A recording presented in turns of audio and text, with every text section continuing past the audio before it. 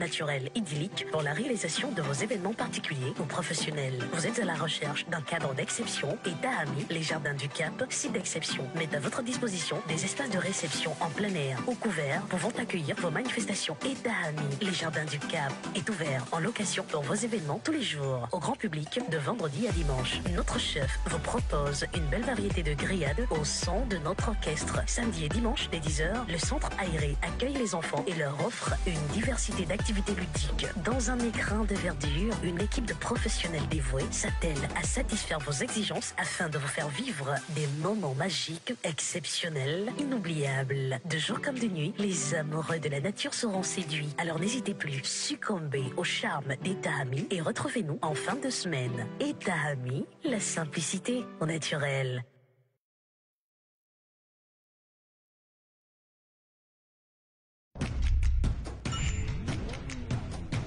Vitesse, fluidité, émotion.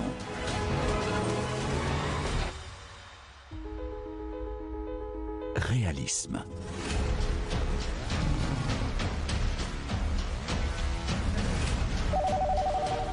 Allô chérie, tu vas bien? Juste te dire que j'ai fait installer la fibre optique de Gabon Télécom à la maison. Vivez les sensations exceptionnelles de la fibre optique de Gabon Télécom. Profitez d'un large choix de débit allant jusqu'à 150 mégabits par seconde. La fibre optique de Gabon Télécom est la solution complète pour toute la maison. Internet très haut débit, appels gratuits et vidéo à la demande. Tout cela à partir de 25 000 francs CFA par mois seulement.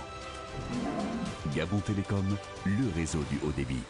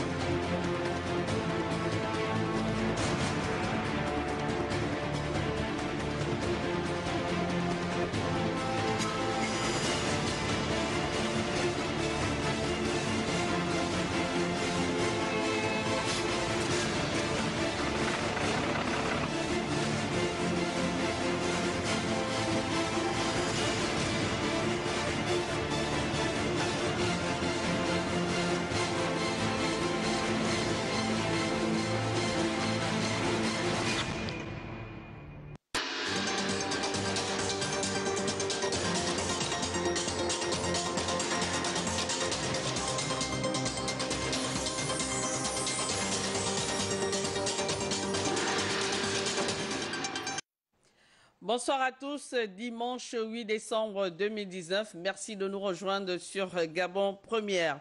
Dans l'actualité ce soir, l'agence gabonaise de normalisation, dans sa dynamique de journée consacrée à la promotion de la qualité, a mis à l'honneur l'infrastructure qualité au service du développement économique. On parlera également des violences faites aux enfants, une problématique qui préoccupe certaines ONG. Elles ont ainsi choisi d'attaquer le mal à la racine avec une campagne de sensibilisation. Enfin, le pain consommé dans l'ensemble des ménages gabonais se fabrique dans quelles conditions? Nous serons édifiés avec la descente de terrain des responsables de la mairie de Libreville.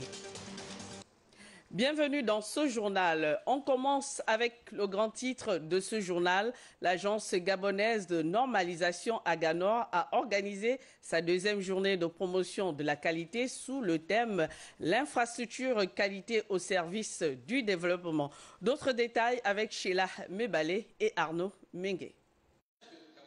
Vulgariser les outils de météorologie et l'accompagnement des entreprises gabonaises à la démarche qualité, voici l'objectif de la célébration de la deuxième journée de l'Aganor. En présence du représentant du ministre de l'Industrie, la première autorité de la normalisation nationale a présenté les certifications visant à améliorer la qualité des biens et services marchands. L'Aganor ne peut omettre de rappeler que notre économie ne peut durablement prétendre lier croissance économique protection de l'environnement et bien-être social en se passant d'une politique nationale de la qualité. Le secrétaire général du ministère du Commerce, pour sa part, a rappelé la place de l'infrastructure qualité pour le Gabon. Il est question de sensibiliser davantage l'ensemble des acteurs économiques sur l'importance de l'infrastructure de la qualité, perçue comme un moyen, ainsi que sur le prononcé du développement économique, perçu comme une dynamique d'action autant qu'un objectif. Ensuite, il y a lieu de souligner l'impératif d'une évaluation et d'un renforcement des moyens mis en œuvre par le gouvernement pour construire une infrastructure qualité à la hauteur des ambitions nationales. L'AGANOR, organisme de certification, a pour mission, entre autres, l'élaboration des normes, l'évaluation de la conformité et la promotion de la qualité au Gabon. L'AGANOR a été créé en 2014 et est un établissement public à caractère industriel. On revient ce soir sur les passations de charges. Première escale, le ministère de l'Énergie et des Ressources hydrauliques. Pascal Wani-Ambroué a pris officiellement ses fonctions au cours d'une cérémonie présidée par le secrétaire général du gouvernement. Le nouveau ministre annonce que l'eau et l'électricité ne seront plus un luxe pour les Gabonais. Mais comment compte-t-il y parvenir? La réponse avec Rodolphe Mukambi Mboma et Lubestar Lenyongo.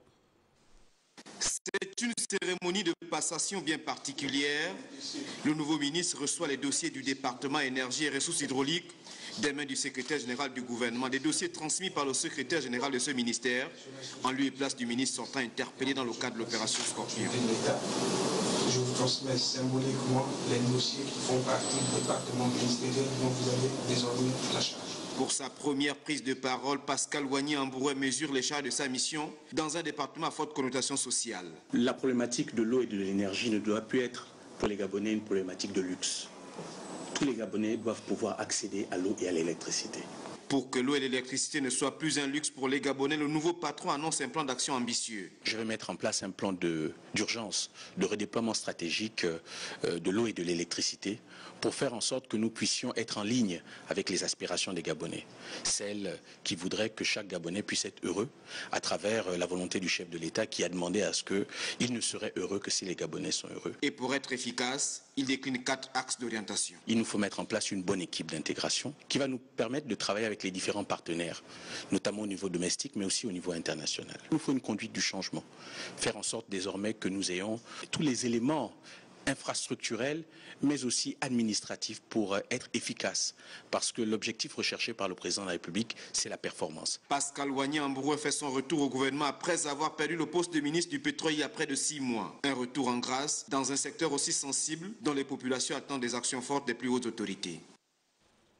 Autre passation de charges au ministère des Investissements, des Partenariats publics-privés. Jean-Fidèle Otando, ministre sortant, a passé le relais à Carmen Ndao, nouvelle patronne de ces départements ministériels. Elle a reçu les dossiers en présence du secrétaire général du gouvernement. Elvive Milenji Badinga, Lubestar Lenyongo, reportage. Sortie du gouvernement où elle occupait il y a un peu plus de 5 mois le portefeuille du ministère de l'Industrie et de l'Entrepreneuriat, Carmen Ndao revient aux affaires à la tête d'un ministère hautement stratégique.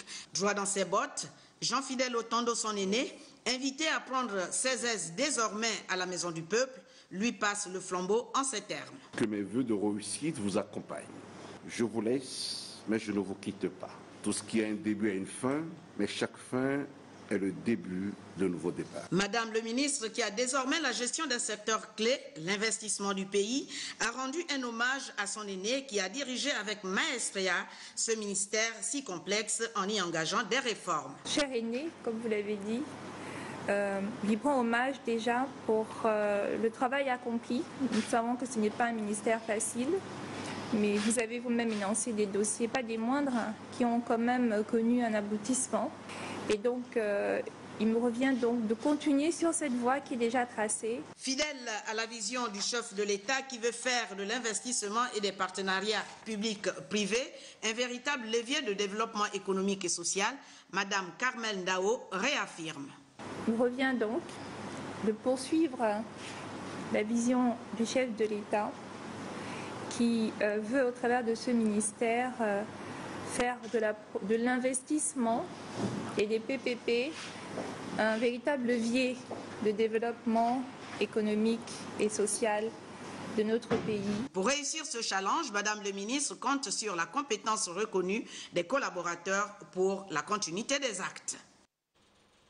Au ministère de l'Éducation nationale chargé de la formation civique, la passation de charges était également au rendez-vous. Patrick Daouda Mougiama a reçu les dossiers qui marquent sa prise de fonction à travers une cérémonie présidée par le secrétaire général adjoint du gouvernement. Le point, Marie-Jo Moussavou, Hervé Ndigué.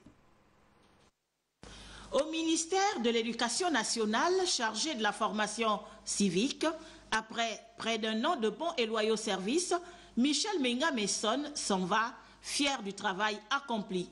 Je me réjouis de ce qu'un certain nombre de problèmes que nous avons trouvés, nous avons pu apporter notre contribution pour y remédier. Je fais référence pour cela aux 1600 dossiers que nous avons trouvés ici sur la table, disons qui étaient sortis des écoles depuis 2014, mais qui n'étaient pas totalement intégrés. Nous nous sommes battus, j'allais dire nuit et jour, avec les collaborateurs qui sont là, que ce dossier puisse évoluer. Et le président de la République et le Premier ministre nous ont donné des instructions pour le faire. Patrick Mougiama Daouda, le promu, promet notamment de poursuivre les chantiers entamés par son prédécesseur. Le travail que vous avez commencé, dont les résultats sont visibles, j'espère être à la hauteur pour le poursuivre. Vous avez parlé de la situation des enseignants en pré-recrutement, mais aussi un certain nombre de textes qui constituent l'architecture même du travail qu'on va faire. Le nouveau patron de l'éducation nationale est un enseignant des universités en linguistique.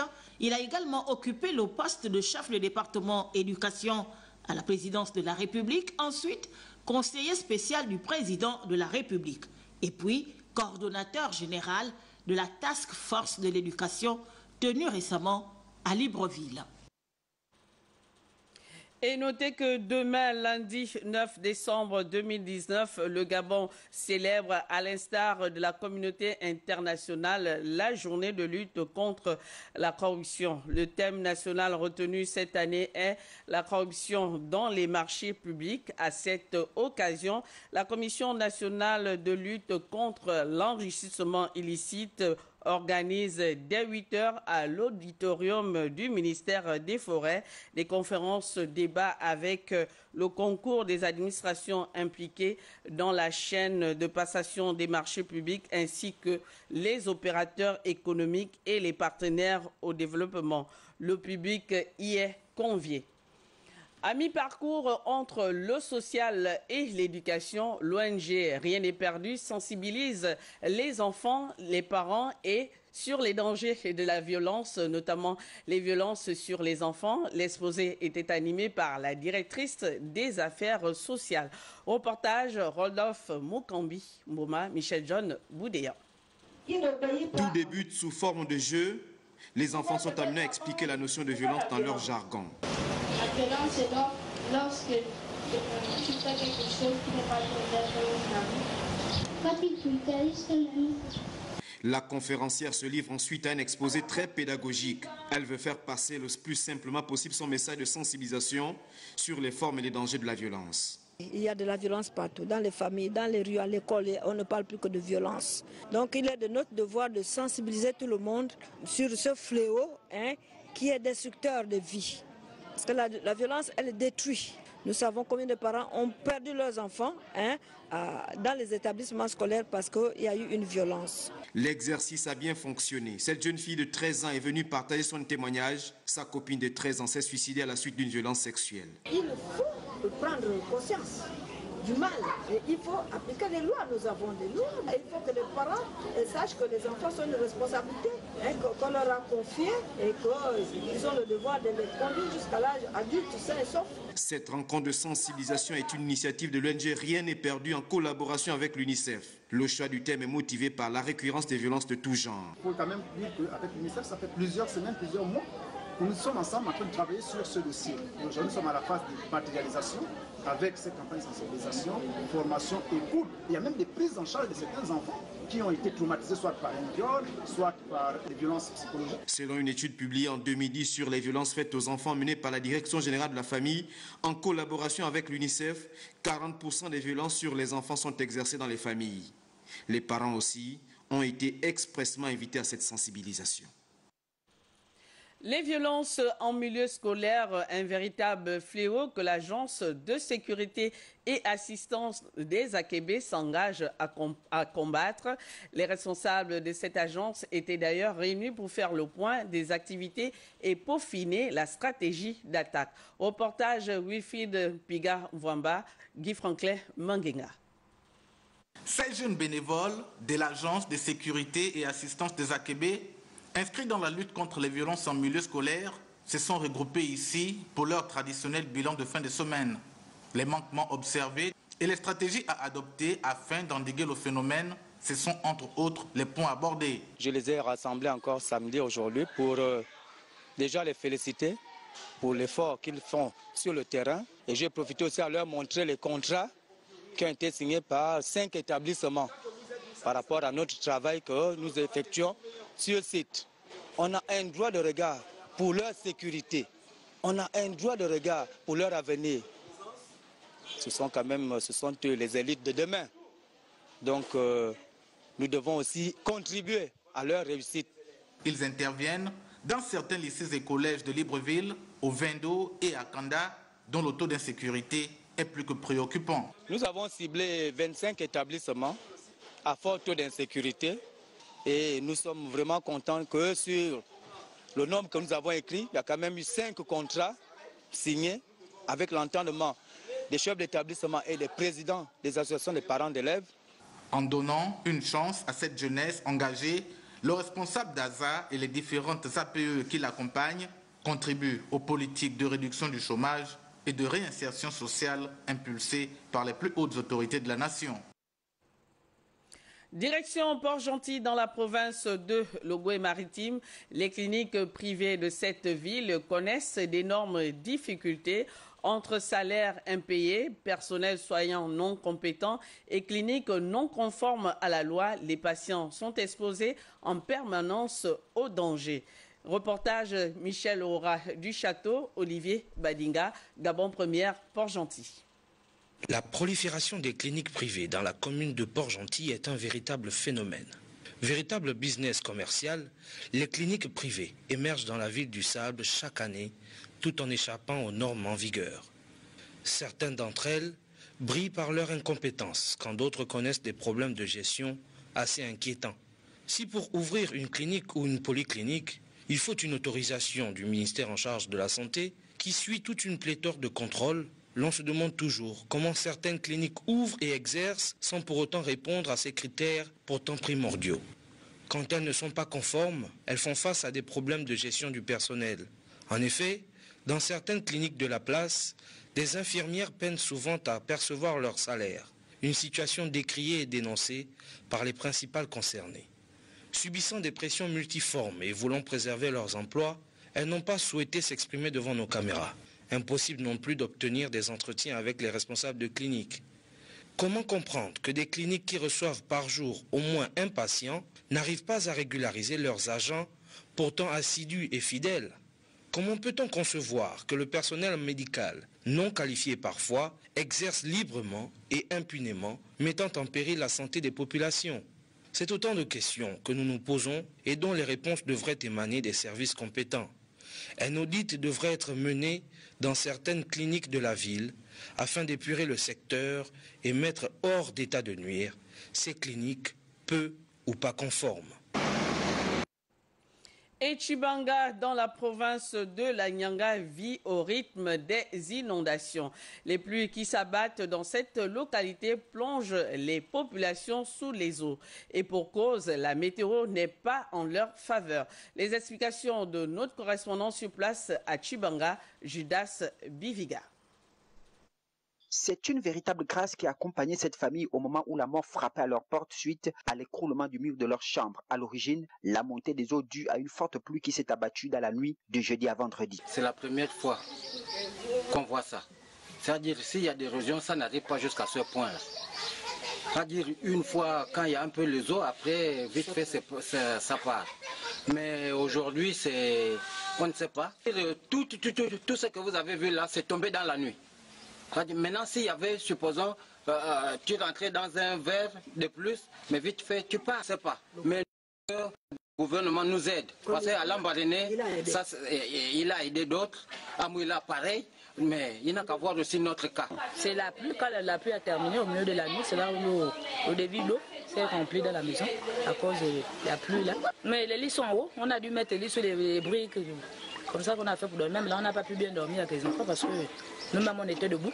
Une situation qui devrait attirer l'attention de la direction provinciale du cadastre qui, selon les habitants, vendent des terrains marécageux aux populations qui se trouvent souvent dans ce genre de situation, surtout lorsque Dame Pluie impose sa loi.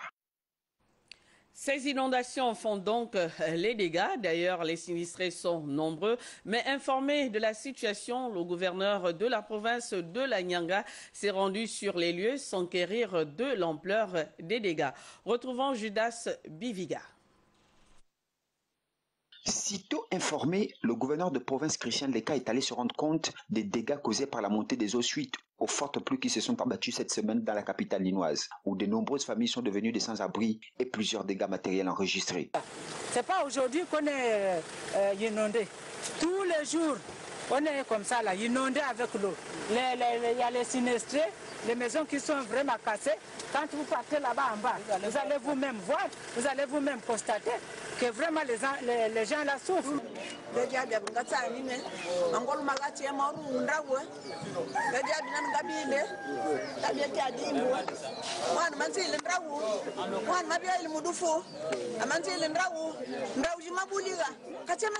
Accompagné d'une forte délégation composée du maire de la commune de Tchumanga, Jean-Charles Yembi, le gouverneur de province a par ailleurs donné des instructions afin que ces familles soient recensées dans les plus brefs délais. Et vous avez vu avec moi que plusieurs familles sont victimes d'inondations. Et suite à ces inondations, ils ont des appareils complètement imbibés d'eau, des salons, des congélateurs, même des fournitures scolaires de leur progéniture. Et pour partir de leur domicile, ils ont complètement les pieds dans l'eau.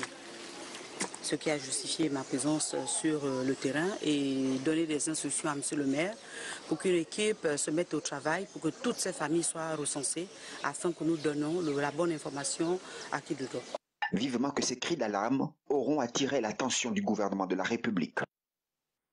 Sur place, à Libreville, on s'intéresse aux conditions de préparation du pain. Dans quelles conditions fabrique-t-on le pain que nous consommons? Les responsables de la mairie de Libreville, dans une opération de routine, ont découvert ce qui se passe réellement dans les boulangeries. On découvre dans ce reportage signé Annick Onkassa. Cette descente de terrain dans les boulangeries par la municipalité de Libreville a été l'occasion pour ces derniers de toucher du doigt les conditions de préparation de pain dans ces structures. Voyez vous-même la qualité des sols, la qualité des murs. Les murs ne sont même pas ravalés. Les conditions dans lesquelles leurs employés travaillent, pas de tenue, ils n'ont rien du tout. En ce moment-là, nous ne pouvons pas laisser ça faire. Et c'est des Gabonais qui sont en danger, et y compris la population de Libreville. Des conditions décriées ici par les responsables du 1er arrondissement de Libreville. Les conditions dans lesquelles on nous prépare nos pains et autres sont à décrier. Donc nous sommes obligés de faire une inspection recommandée par M. le maire de Libreville, qui nous a demandé de faire une inspection approfondie et vérifier les conditions dans lesquelles ces gens-là nous font du pain. Au regard de la qualité peu recommandable des services de ces boulangeries, des mesures seront prises par l'édit de cette commune afin que la préparation du pain soit faite dans les règles de l'art. Pendant ce temps, les efforts des agents de la société Vivo Énergie Gabon récompensés à la faveur d'une cérémonie de remise des médailles. Les détails avec Andy Tungi et Gérard Manganga. La cérémonie met à l'honneur 19 médaillés, tous ayant servi au sein de l'entreprise Vivo Énergie Gabon. 10 ans pour certains et 30 ans pour d'autres, le moment est unique et plein d'émotions. Recevoir cette médaille aujourd'hui, c'est aussi l'occasion de faire un arrêt sur image, de se rappeler tout ce qui s'est passé durant ces longues années, qui comptent dans la vie d'un homme et d'une femme. Nous savons tous combien il est difficile de trouver de l'emploi et surtout de le conserver pendant très longtemps. Et lorsqu'une personne réussit à en trouver et à le conserver aussi longtemps que nous, au point de recevoir la reconnaissance de l'État, elle mérite tout simplement d'être acclamée. Tel est notre cas ce soir. L'entreprise qui compte actuellement 24 stations-service dans le pays souhaite davantage valoriser son capital humain. Votre assiduité, votre expertise et expérience acquise pendant ces longues années, aujourd'hui nous partageons votre joie. Mais nous n'oublions pas que ce parcours a été parsemé de difficultés. Je tiens à rendre hommage, comme l'a fait M. B, à nos deux retraités, à savoir Mme Egoui Dissouva, félicité, et M. Ngomé Langui, pour avoir donné à notre société plus de 32 ans de leur vie. C'est plus que l'âge de Lionel Souna. Monsieur le directeur général, Vivo Énergie Gabon, dans sa politique managériale, a su développer un réseau de stations-service dans 11 de nos principales villes, en créant des emplois et participant ainsi à la politique du gouvernement qui est de réduire le chômage. Vivo Énergie, aujourd'hui leader panafricain, ambitionne de rendre plus agréable et plus enrichissant la carrière de son personnel. La religion maintenant, Martin Enamzé, désormais à la tête de l'Union chrétienne des hommes du Gabon. Il a été élu au terme de l'Assemblée régionale et sectorielle du renouvellement du mandat qui s'est tenue à la région synodale Ogo-Estuaire et Sud-Ouest, paroisse protestante d'Ovendo. Le point Evra Mbani Pitake Tanguy Tsaka. C'est un culte d'action de grâce marquant la fin des assises de l'Assemblée régionale et sectorielle du renouvellement de mandat de l'UCEG, l'Union chrétienne des hommes de l'Église évangélique du Gabon. Il est important, très important même, d'installer les bureaux régionaux et les bureaux sectoriels. C'est ce qui fait l'évangélisation dans l'Église. Le promu se réjouit de la confiance placée en lui dans cette lourde tâche. L'avantage que nous avons au niveau de l'Église évangélique du Gabon, c'est que l'Église évangélique du Gabon est constituée principalement de 3 œuvres.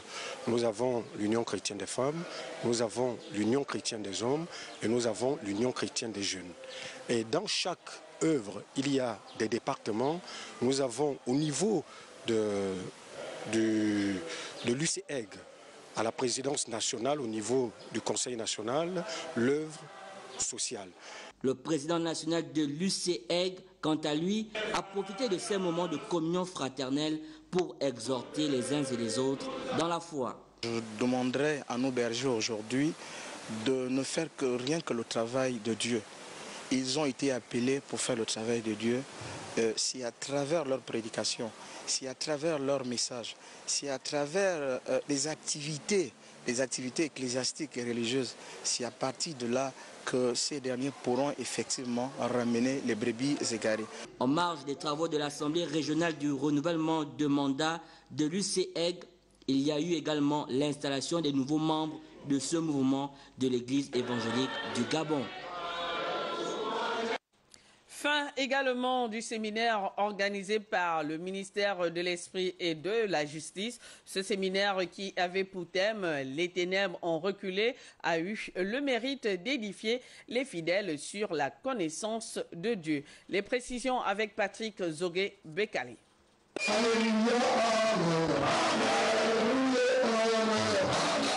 Les ténèbres ont reculé, c'était le thème de la conférence internationale organisée par le ministère de l'Esprit et de la Justice MEJ, ministère de puissance prophétique, charismatique et de réveil, basé au carrefour Kanté d'Ozangué et dont le leader spirituel est le bishop Sylvain Edzan. Mais pour faire reculer les ténèbres, chaque enfant de Dieu né de nouveau doit être préalable. Partir du poisson pour devenir un aigle. En réalité, ce sont les étapes de la vie chrétienne. C'est comme franchir les paliers. Donc, il faut être enseigné. l'Église doit être équilibrée. Il ne faut pas seulement être penché un seul côté. Nous devons associer et la connaissance et la puissance. Les deux ensemble font du chrétien un chrétien fort. Associer puissance et connaissance, mais encore. Nous voulions que des chrétiens passent de l'état d'enfance vers l'état de la maturité et du stade adulte. La Bible dit que la création ne cherche pas Dieu le Père, la création ne cherche pas Dieu le Fils, la création ne cherche pas Dieu le Saint-Esprit, la création cherche les fils. Le résumé, c'est que les ténèbres ont bel et bien reculé. Parce que ce que nous avions reçu pendant ces 7 jours ne laissera personne indifférent. 7 jours ont donc suffi au peuple de racheter du Mej pour se réoxygéner et se réapproprier ses valeurs spirituelles. À charge pour eux de renouveler leur engagement de foi au travers leur élévation spirituelle et leur capacité à féconder et à fertiliser d'autres âmes. Culte spécial à la mission Jésus-Christ est la réponse ce matin. Cette messe particulière était marquée par la mobilisation des produits de première nécessité. Les détails avec Wilfried Mpiga Mvouama, Gérard Magnagna. Des textes bibliques tirés des livres de Ésaïe, Josué et Corinthiens, entre autres, ont inspiré le prêche du révérend Gaëtan Piebi.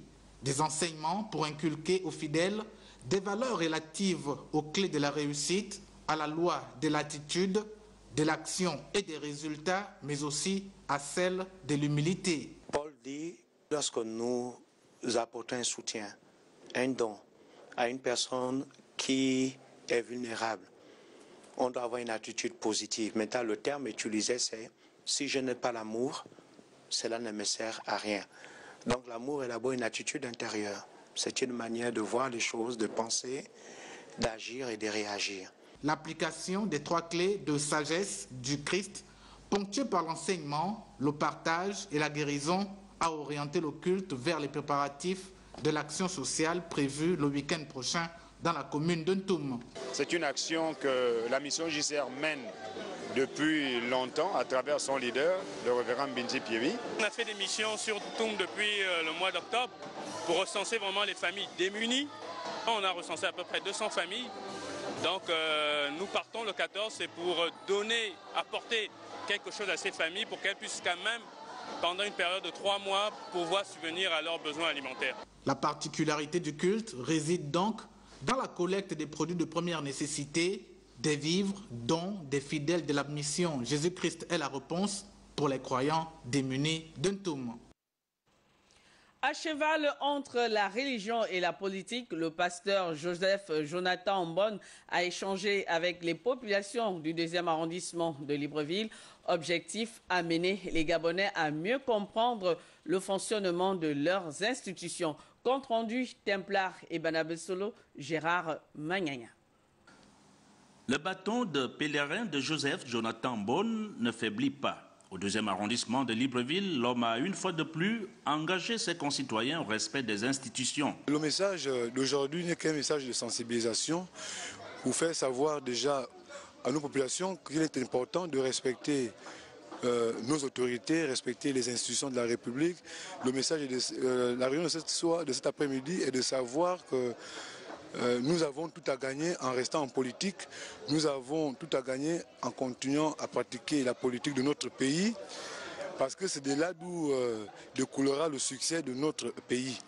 Mais nous décourager, je crois, ce sera faire une fausse route. Joseph Jonathan Mbon, dans sa rhétorique, espère que son message contribuera à nourrir le patriotisme des Gabonais dans ce chantier qu'il a entamé depuis quelque temps. La culture pour la fin, l'artiste peintre Joseph Mburu a célébré récemment ses 30 ans de carrière, un parcours pas du tout facile, mais l'artiste a tenu par amour de son art. Vivant ensemble le bilan de ses 30 ans de carrière dans son focus signé Armel Baoulé Bilogué et Arnaud Mengue.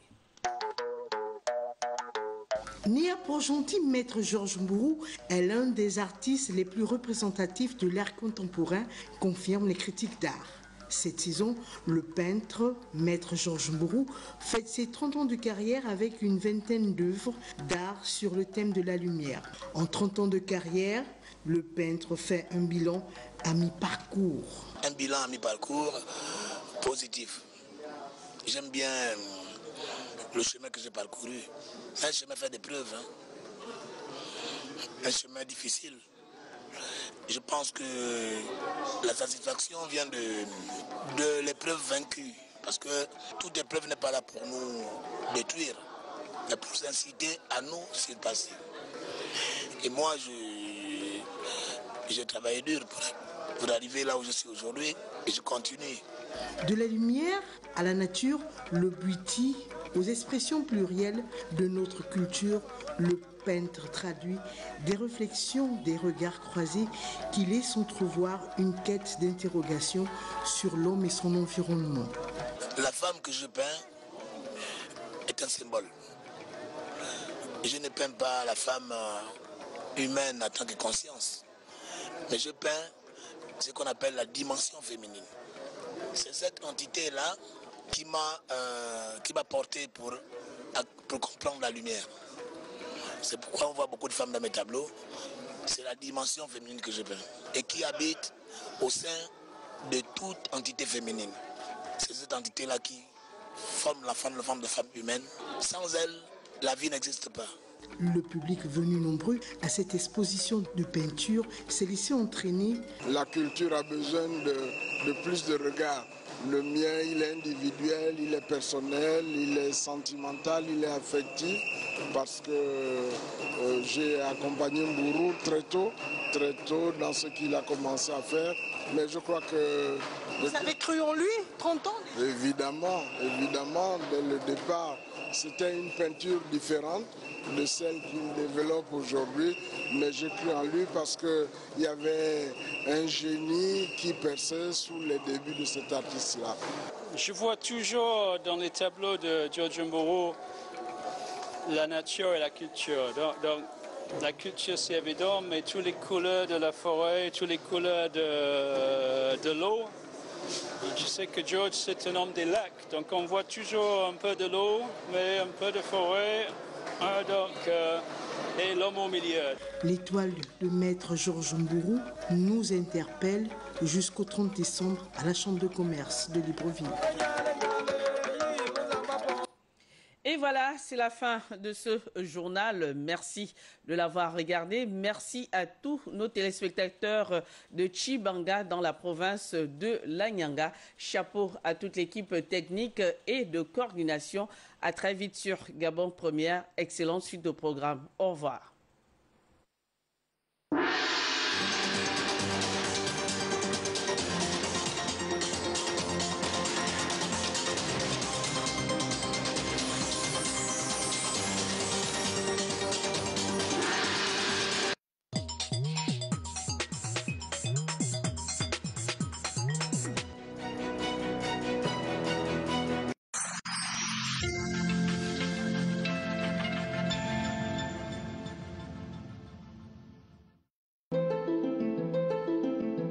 Avoir un rêve, c'est légitime. Vouloir le réaliser, c'est possible. Mais avec un vrai leader. Réputé pour l'excellence de sa formation dans les domaines des sciences de gestion, des sciences juridiques et des sciences et technologies, SIGIS, l'école des leaders, vous propose des diplômes homologués par l'État et d'authentiques diplômes d'universités françaises et suisses. Dans cette nouvelle convention SIGIS UMEF, les se préparent en Afrique. La troisième et les autres années se passent à Genève pour l'obtention de leur diplôme. Nouveaux bacheliers, étudiants ou cadres d'entreprise, optons pour une formation de qualité, un diplôme de valeur pour un poste de grande responsabilité. Dans ce défi, SIGIS vous accompagne dans un cadre convivial, avec du matériel didactique de pointe et des professeurs éminents compétents. Alors rejoignez-nous vite à Libreville, au Gabon, au 05 45 45 24. SIGIS, c'est l'école des leaders. Avec Bati Plus, fêtons ensemble les Bati Days. Des promotions exceptionnelles jusqu'à 45% de réduction.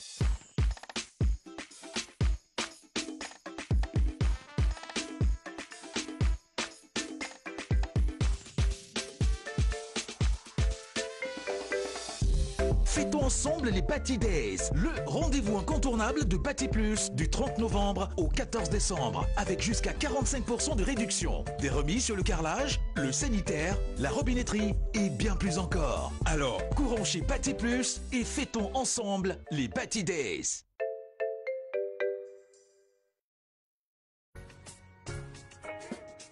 Institut d'administration des entreprises, IAE. Déjà plus de 16 ans d'expérience dans l'enseignement supérieur au Gabon. Plus de 16 ans d'expérience. Plus de 16 ans de performance pédagogique. Plus de 16 ans que la modernité de notre formation participe à l'employabilité de la jeunesse gabonaise.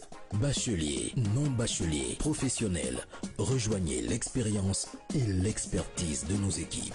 Nous sommes situés juste avant le pont Nomba. Téléphone 01 70 37 51 06 44 99 66 07 88 91 33. IAE avec vous pour révéler le meilleur qui est en vous. Le meilleur qui est en vous. Centre de formation polytechnique appliqué situé à Libreville, à Ozangue avant la Gabeauprix. Le CFPA prépare en 2 ans pour l'obtention du CFP, examen d'État, et du AAP, examen d'école. Chez nous, l'inscription, la réinscription et l'uniforme sont gratuits. Le CFPA est aussi à Franceville, à la caisse face au dispensaire CNSS et à OIM, au boulevard après CNSS. Infoline 07 29 09 17. Contactez-nous aussi via notre email groupe-manarouf@gmail.com.